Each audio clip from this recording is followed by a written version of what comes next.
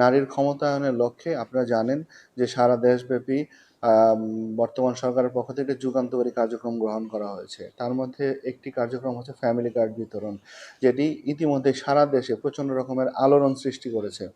গতকালকে আমাদেরকে মন্ত্রিপরিষদ বিভাগ থেকে একটি নির্দেশনা দেওয়া হয়েছে যে বাংলাদেশের 14টি ওয়ার্ডে, বিভিন্ন জেলার 14টি ওয়ার্ডে এই ফ্যামিলি কার্ডের প্রাথমিক কার্যক্রম শুরু হতে যাচ্ছে। তার মধ্যে চট্টগ্রাম মহানগরীতে একটি ওয়ার্ড পতেঙ্গা, সেখানে আমাদের কার্যক্রম আমরা শুরু করতে যাচ্ছি।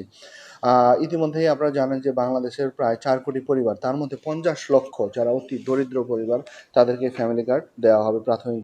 একটি কার্যপরিধি দেওয়া আছে, সেখানে সেই যে কমিটি কাজ করবে, আমরা শুধু এই কমিটির উপর নির্ভর করব না। আমরা আমার সমস্ত কর্মকর্তাদের সাথে ইতিমধ্যে নির্দেশনা দিয়েছি যে এই পলিসিকে কিভাবে একটা নির্ভুল করা যায়। সেখানে আমরা প্রত্যেকটা স্টেপ বাই স্টেপ আমরা মনিটরিং করব, যাতে কোনো রকম সেখানে কোনো ভুল তথ্য না আসে, কেউ যেন বাদ না পড়ে যায়, কোনো অসহায় নারী যেন বাদ না পড়ে যায়।